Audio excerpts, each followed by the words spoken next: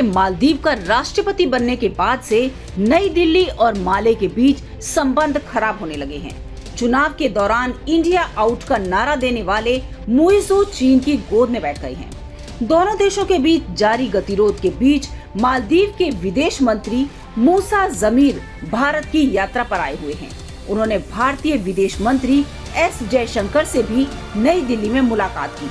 मूसा ने कहा कि वह उन सभी भारतीयों का स्वागत करना चाहेंगे जो मालदीव की यात्रा करना चाहते हैं। उल्लेखनीय है कि दोनों देशों के बीच संबंध खराब होने के बाद मालदीव पहुंचने वाले भारतीय पर्यटकों की संख्या में जबरदस्त गिरावट आई है। भारतीय पर्यटकों की संख्या में गिरावट पर मालदीव के विदेश मंत्री मूसा जमीर ने एक न्यूज एजेंसी से बात करते हुए कहा कि वह उन सभी भारतीयों का स्वागत करना चाहते हैं जो मालदीव की यात्रा करना चाहते हैं। उन्होंने आगे कहा कि मुझे लगता है कि लंबी अवधि में हम आगे बढ़ेंगे, क्योंकि अगर आप पिछले 8 महीनों में देखें तो मालदीव और भारत दोनों ही देश चुनावी चक्र से गुजर रहे हैं। हम चाहेंगे कि सभी भारतीय पर्यटकों का आना जारी रहे।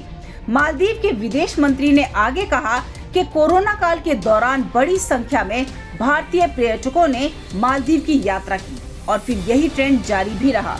पिछले कुछ महीनों में हमने लगभग 16 से 17% की बढ़ोतरी की है।